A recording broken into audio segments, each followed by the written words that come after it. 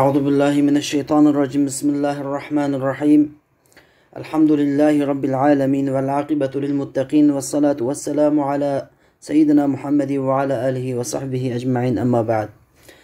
Hürmetli kardeşler, bugün sözlemek boğunumuz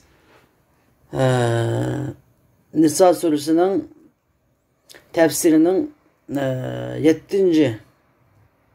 ayetlerden 10. ayetlerce boğan ayetlerinin tefsirlerini sözlemekçimiz. Yani bugün bu ikinci dersimiz buludu. Nisa suresinin ikinci ders.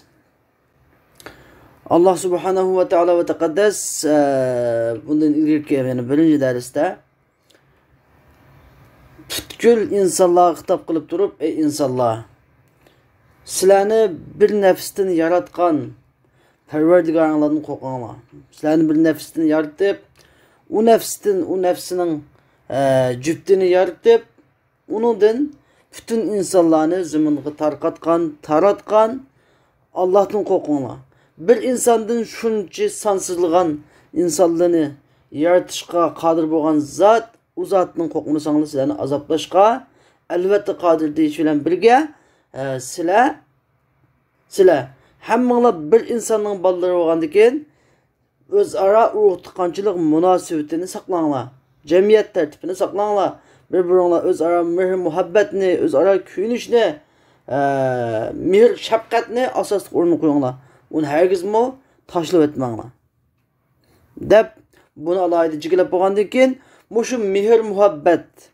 özara kuyunuş birbirini haber elişinin cümlesinden kaysi dese insan degen hemmisi ülep gitip durduğun bunun ornuğa yine birisi urun basa olap durduğun ülep ketkeninin mirasını evlatlar elip durduğun bir kaide Allah Teala ziminde koygan kaide boğallık için bu birbirini tutulan bu birisi kuyunuş lazım boğan insanlar ata-anası ülep kesse urtukalı ülep kesse balvaqılarga urtuqaların mirası kalıdığan bir kaide Allah Teala koygan periz. Muşu belgelimi boyunca hem de muşu belgelimi boyunca hem de birisi küşünüş mühim boğandikin nava diken ki sen urtuqalarından biraz ülep gitip bunun küçük balağıt getmegen yetim balları kapqagan bolsa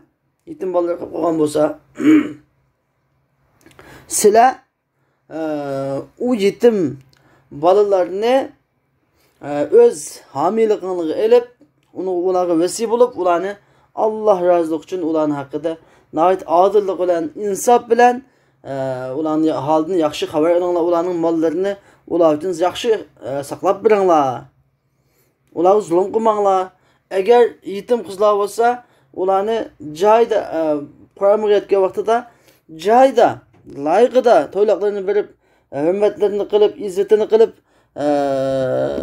öğlensanglar meyli eğer anda layıqıda kılanmasanlar adillik kılanmasanlar ulağı küzlerini kızatmay onu başkaları birinler başka yaxşı kişilerdir birinler sizler başka azat ayarlarını elinler andın töt kişi elinler kandığını alsanlar bu dedikin bu yetim kızları zulüm kılmanglar degen muşu mezmununu Allah Teala bizge sözlep bergen edi. Hem şu mezmununu sözlegeç bir yerde şu mezmundaki tigidin mirasniki gibi çıkıp kalan edi yani yetimla ata-anasının kalan mirasıyla vesile kılsanlar degen.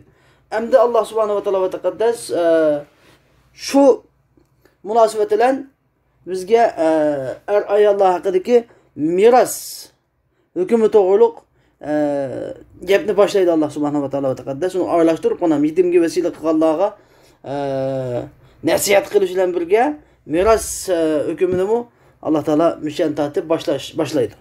Allah Teala dedi ki Euzu billahi mineşşeytanirracim Lirricali nasibun mimma terakel validani vel aqrabun وَلِلنِّسَاءِ نَصِيبٌ مِّمَّا تَرَكَ الْوَالِدَانِ وَالْأَقْرَبُونَ مِمَّا قَلَّ مِنْهُ أَوْ كَثُرَ نَصِيبًا مَفْرُوضًا Allah Teala dedi ki erler üçün ata-anası kaldırgan nerselerden bir ülüş vardır.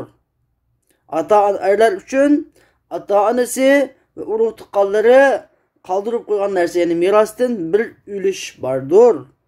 Velin nisa, ayollar üçün mu ata-anası ve urug' tuqqanlari kaldırıp koygan narsadan, yani mirasdan bir ülüş bardır. Mimma qalle minhu, o ata-anası kaldırıp koygan o miras az bolsumu yoki köp bolsumu o'xshashla her ikisinin üzgüçlük ülüşü bardır. Nasiben mefruda. Bu ülüş bolsa Allah Teala alaydı keskin bayan kılıp belgeleyen ülüştür. Yani bu ayet kerimenin tefsiri Allah Teala erlerimi, ayollarimi urug' tuqqanlarının kaldırıp etken mirasıdan alaydı məxsus belgelengen bir ülüşü, hissisi bağlıqını bayan kıldı. Dedi ki لِلْرِجَالِ نَصِيبٌ مِمَّا تَرَكَ الْوَالِدَانِ وَالْاَقْرَبُونَ وَلِلنِّسَاءِ نَصِيبٌ مِمَّا تَرَكَ الْوَالِدَانِ وَالْاَقْرَبُونَ dedi. Hem de Allah Teala'nın ki bu şu لِلْرِجَالِ نَصِيبٌ مِمَّا تَرَكَ الْوَالِدَانِ وَالْاَقْرَبُونَ وَلِلنِّسَاءِ نَصِيبٌ مِمَّا تَرَكَ الْوَالِدَانِ وَالْاَقْرَبُونَ diyen bu şu ayette itnab, balagat kaidesi ki itnab da bir kaydı var. Yani Allah Teala لِلْرِجَالِ نَصِيبٌ مِمَّا تَرَكَ الْوَالِدَانِ وَالْاَقْرَبُونَ deb وَلِلنِّسَاء deb kavga olsa asli kifay kılattı. Yani nasibun mimma terekel validani vel akrabunu tekrar keltirmesin bulattı. Neymiş ki bunu tekrar keltirdi dese, bu tekrar keltirişte alaydı bir sebep var. Alaydı bir sebep var. Yani ayollarının mu mirasta hakkı var. Ata-anası ve urtuqalar kaldırgan mirasta ayollarının mu alaydı hakkı var diyen bir gapni alaydı demek ki bu şu an. Bunu tekrar keltiriş arkalık bunun mirasta hakkı bağlıqını anda cahiliyet devridikidek erliğine mirası adığı ayolunu mirası almaydıgan emes ikenlikini bildirip koyuşun alaydı tekrarlap keltirdi bunu. Yani bunun mənisi hem de balıvaqa ve urug' tuqqanlarının meytinin kaldırıp koygan mirasıdan xuddi kızlarının ve ayollarının mu meytini kaldırıp koygan mirasıdan ülüşü bolğunu dek başka balıvaqa urug' tuqqanlarının mu ülüşü var. Yani erlerden demekçi. Hem de hemmisi mirasta miras eli hukuku cihette beraber. Yani miras eli hukuku cihette. Hem de miktar cihette, mirasın miktar cihette yani erler, iki kişilik ayarlar bir kişilik ağan takdirdi mu? Lakin miras eli hukuku barlığı cihette, salayeti cihette. Okşaş hemizin salayeti bu. Ayarlının miras eli salayeti var, erlerinin miras eli salayeti var. Bunun neymiş ki bunda deydi bunun sebebi bazı Araplar ayollarga ve küçük balalarga miras kaldırmaydı. Ola deydi ki miras degende can qila oladigan, yurtlarni qo'g'day oladigan adamlar oladi deb shunday deydi. Alloh taolo bu jahiliyat bunu batıl qilib etdi. İmam Nesafi deydi ki rivoyat qilinishicha Avs ibn Sabit degan sahabe, u jangda shahidlab ketgan sahabe. Üzündeki ayali Ummu Kuhha bilen 3 tane kızını kaldırıp gitti. 3 kızını kaldırıp gitti. Bu Avs ibn Sabit'nin tağısınınki 2 oğlu, tağısının 2 oğlu Avs ibn Sabit'nin miraslarını hemmesini ele aldı. Ve cahiliyet ehli hem de bu eski sahabeler eski emez. Uşaqdaki örf adet şundak. Bu Kur'an'daki bu ayet düştüm burun vakalı Kur'an'daki Arapların adeti şu ki. Cahiliyet devridikiler ayollarga ve küçük balalarga miras koymaydı. Miras kaldırmaydı. Ular mundaq deydi. Miras degende neyzi bilen, kılıç kalkan neyziler bilen uruşa alaydigan, mal ganimetini alaydigan, yurtunu saklay alaydigan adamlar aladı dep şunu bahane kılıp küçük ayollarga ve küçük balalarga miras vermeydi. Ummu Kuhha degen bu sahabi Resulullah sallallahu aleyhi ve sellem'nin yanına gelip şikayet kılıp geldi. Kelgendikin Peygamber Aleyhisselam dedi, sen qaytıp tuğun. Ben Allah Teala müşayihti peyda kılıdığan bir haletiga qarab baqayan. Allah Teala bir ayet nazil qilib qala. Dedi, şu hemen bunu ayet yani. Lil-ricali nasibun degan şu ayet şu çağda nazil bo'ldi. Şu çağda nazil bo'ldi.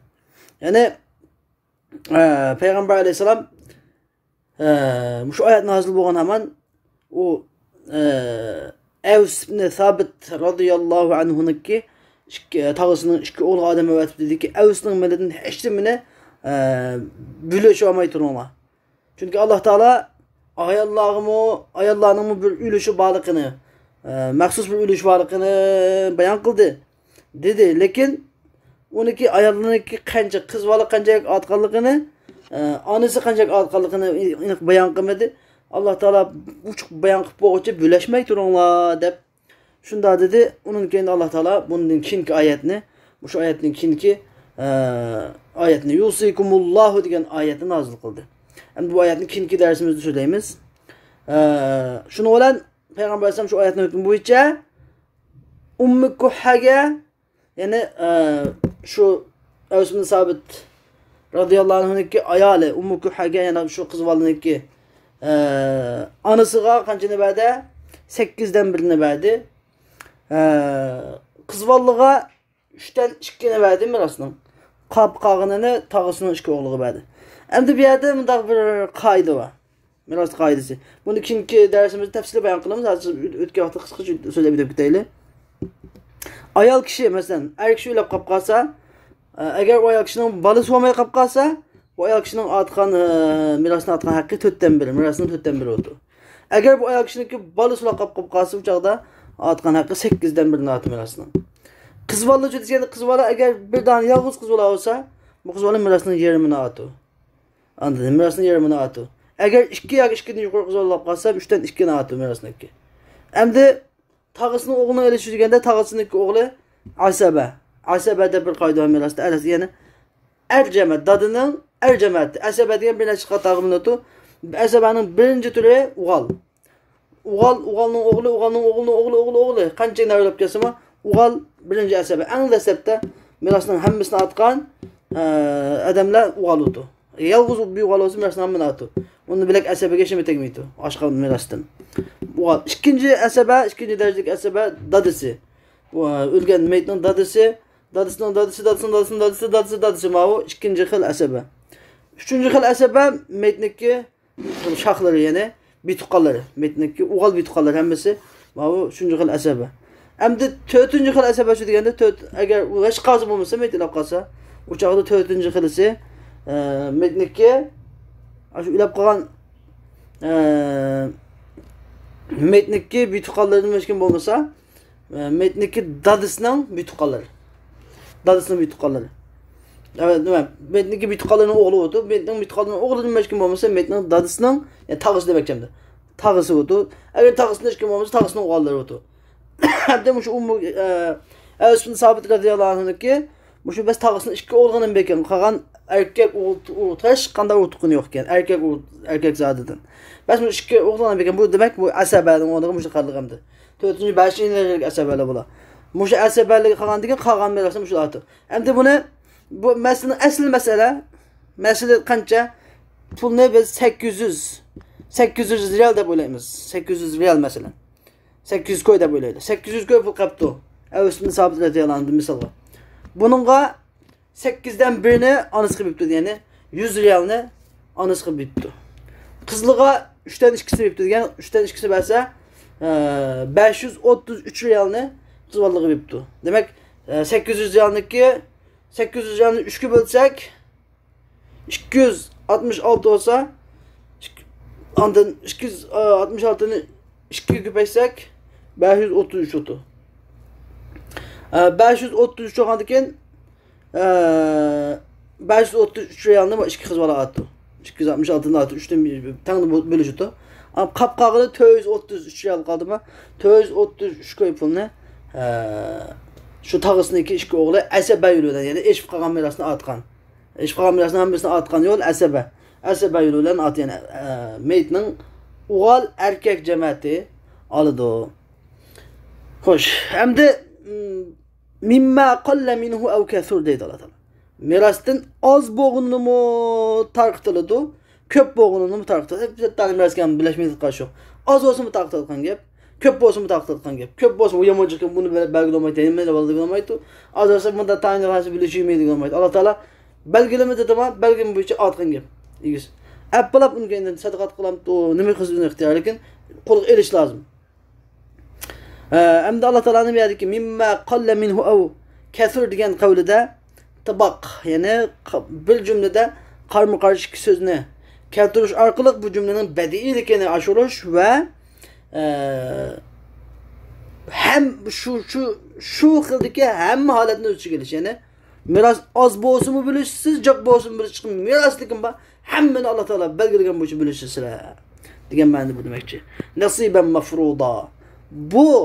Bu şekilde Allah taolaniki erlarning mu ayollarning miros oldiganligida ayollarning miros yo'q, ayollarning miros yo'q degan mundaq xato ko'z qarashi keskin rad qilayotgan ayollarga alohida bir ulush, erlarga alohida bir ulush tayyorlagan bu belgileme, bu ölçem, bu belgileme bo'lsa Alloh taolo tarafidan qilingan keskin farzdir degan. Allah taolo deydi ki: "Euzu billahi mineşşeytanirracim. وإذا حضر القسمة أولو القربى واليتامى والمساكين فارزقوهم منه وقولوا لهم قولا معروفا."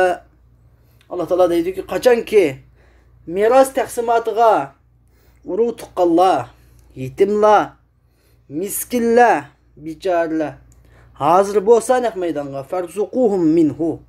Ularga u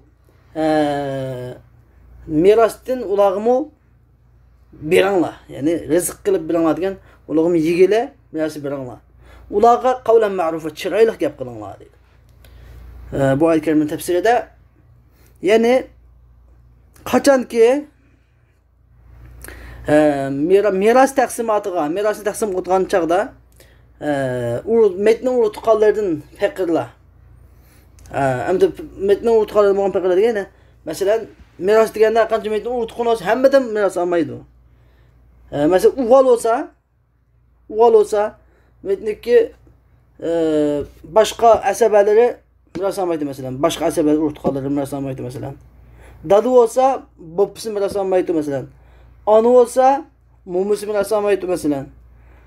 İşki tuqalığın miras tegmeydi mesela, balaları var, oğlu olsa mesela, balaları olsa. Demek, ancak miras tegmeydigan. Asli miras tegmeydigan, lekin şu texmi yakın asaba, metna texmi yakın urutquni bor tufayli miras olmaydigan bo'lib qolgan. Shunda odamlar naqmaydigan miras saqatgan so'rni kelsa, ulug'ima ko'nglini nima qilish uchun, bir orom topish uchun, ko'nglini bir ko'ngil olib qo'yish uchun ozdirib bir narsa berib qo'yinglar. Hamda miskinlar degani ya'ni g'arib bichora, ya'ni mirosxo'r emas, yat odamlardan kelgan yetim g'arib miskinlar kelib qolsa demakchi. Ularga yana ozdirib ko'ptirib ko'ngil uchun bir narsa berib qo'yinglar. Bu hamda bir mustahab farmon berdiki. Bu farmon mansukh amaldan qoldirilmagan. Ularga ozdirib ko'ptirib bo'lishib bo'lgandan keyin hammadan o'zligi haqqidan ozdirib ko'ptirib bir narsa berib qo'ysa bo'ldi. Azdır köptür bir narsa berib qo'ysa bo'ladi. Va qulu lahum qawlan ma'rufa.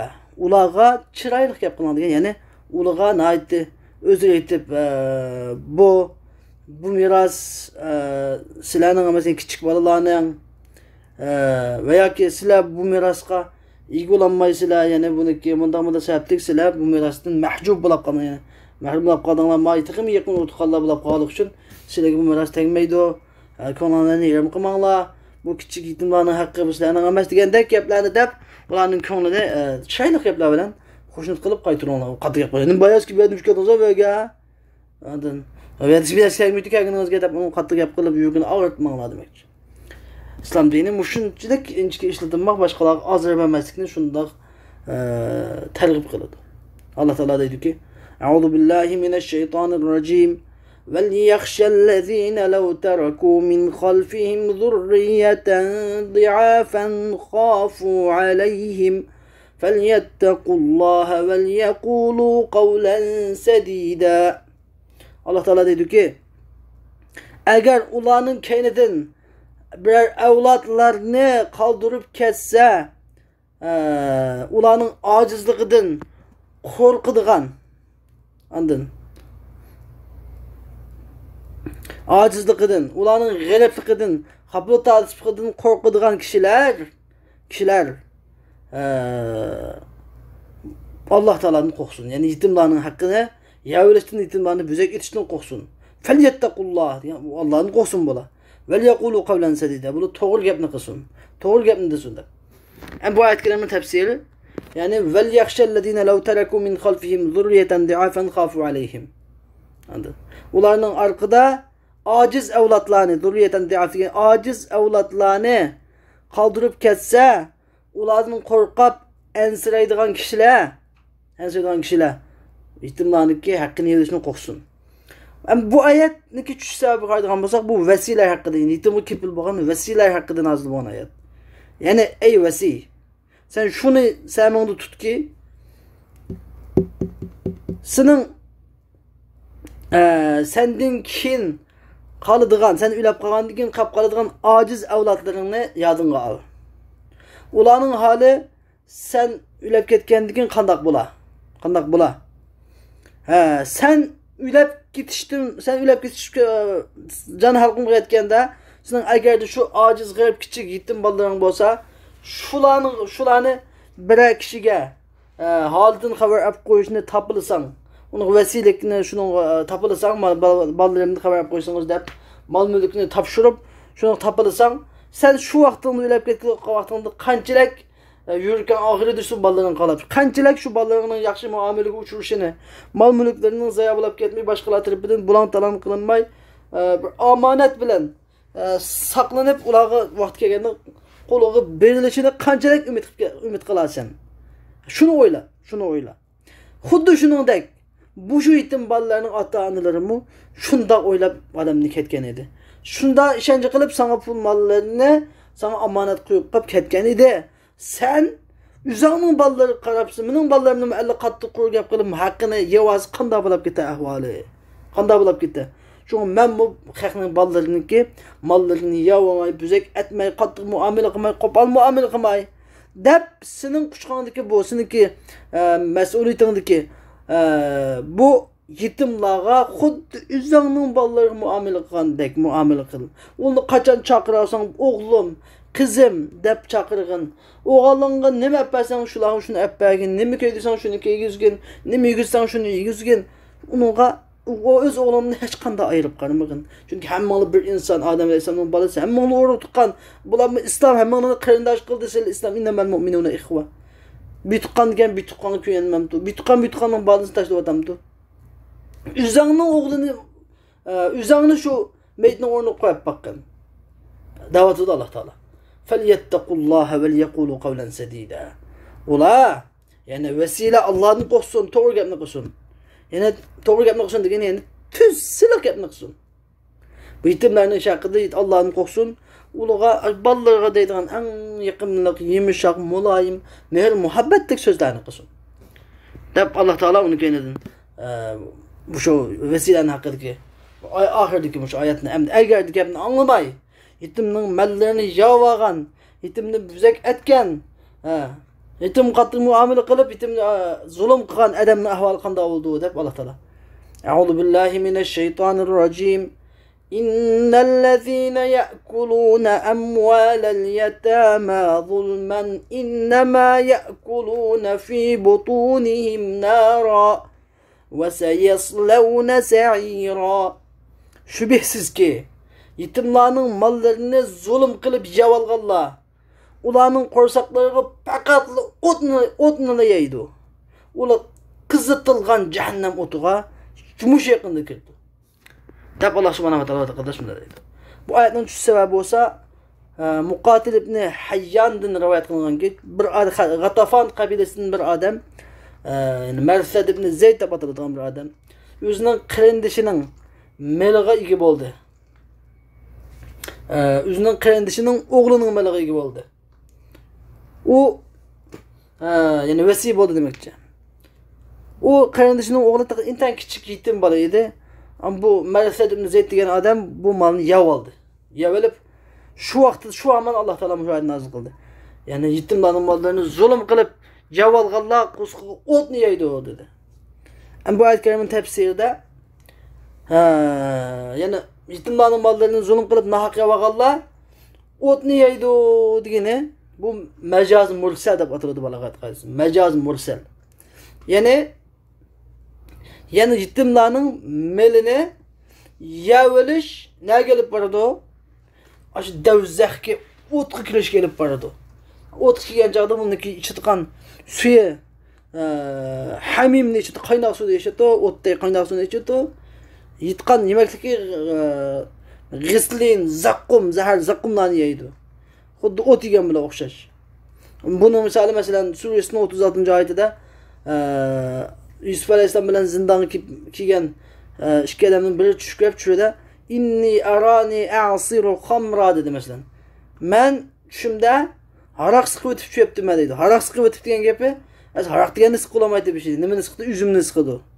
Üzümni siqdi. Lekin haraq siqib o'tib degani Qur'oni Karimning uslubi, balogat uslubi yani üzümni siqqandan keyin haraq bo'ladi, sharob bo'ladi. Üzümni siqqandan keyin sharob bo'ladi.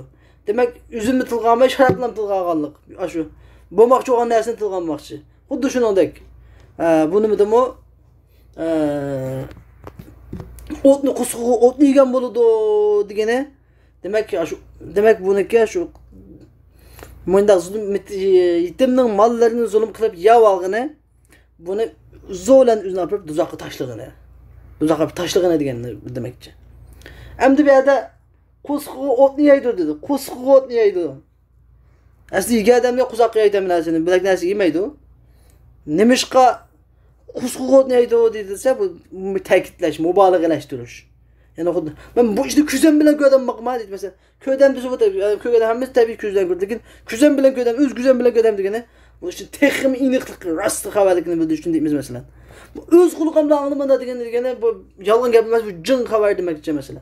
Bu zaman degene kuz özünün kuskuğu yiydi. Kallap tup bilek yergemez özünün kuskuğu yiydi. Yetimden ben diye bakdım. Özünü kallap tup uzaklaştıran bu da. Bu ne mi degen akmaklık, ne mi degen ziyankarlık bu. Kıtkan işemez bu deydi.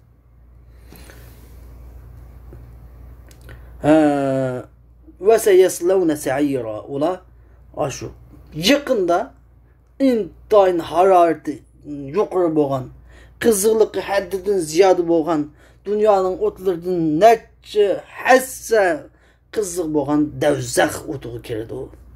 Rivayet kılınışça yetimning melini zulüm kılıp yavağıcı kıyamet günü şundak haşir kılınırken ki 12 kabrisinden ağzıdan, kulaklardan o tütün çıkartgan holatda. Halayaqlar shunda qarablam, kishilar qarablam, ha, mav dunyoda yetimning meni yo'q odamniki. Mav dunyoda yetimning meni yo'q odamniki deb bilalaydigan mushundaq kishilar qarablam bilalaydi. Shuning uchun endi mana bu shaygacha biz bu oyat Alloh taolo mush yetimniki haqida boshlagancha biz u insonlar Silip bir insan diye yaratılgan hemminin aslını bir. Şuna biz yat adamlar onu görmez değil mi? Hemmimiz üzerine urutkalları. Bunu büzek etip yetiminin melini yiyormanlar. Ülap kalan adamını büzek etip, ülap kalan adamın balını büzek etip, onu yetiminin melini yiyormanlar. Kızlarını eğer ülap kapkasan büzek etip, soylap kalmayı öyle yiyormanlar. Eğer şunu yapsarsan üzerine kızıgan, taşlagan bulursunlar. Ama çok imkisiz tuzakka. Şu an yetimning hakkında acayip ihtiyat kılınlar. Yetimge kipil olmanlar bas, vesile olmanlar bas, vesile bulanlar lekin joyida ado kılınlar. Haklarını joyida ado kılınlar. Eğer yetimning haklarını joyida ado kılıp joyida vesile kıla alsanlar, başka vesile kılmagan başka adamlardan netçe hassa Peygamber sallallahu aleyhi ve sellem cennette bunda qo'shilib o'tgan katta darajasiga erishasizlar. Ondan darajasi yuqori deb Alloh subhanahu va taolo taqaddas mana bu mazmunda bugungi suramizdagi asosiy mazmun bir shu yetimlar haqida yeni bir mazmun bo'lsa, bundan keyingi bayon qilmoqchi bo'lgan meros mazmuni, ya'ni meros erlargami, ayollargami tegadi. Miqdori o'xshamasimi, lekin tegish meros elish jihatda er bo'lamdi, ayol bo'lamdi, o'xshash oladi. Ermi oladi, ayolmi oladi. deb shuni bizga bayon qildi. Va oxiru da'vana alhamdulillahi robbil alamin va sallallohu ta'ala va sallama ala xayri xalqi Muhammadi va ala alihi va sahbihi ajma'in at-tayyibin at-tahirin bi rahmatika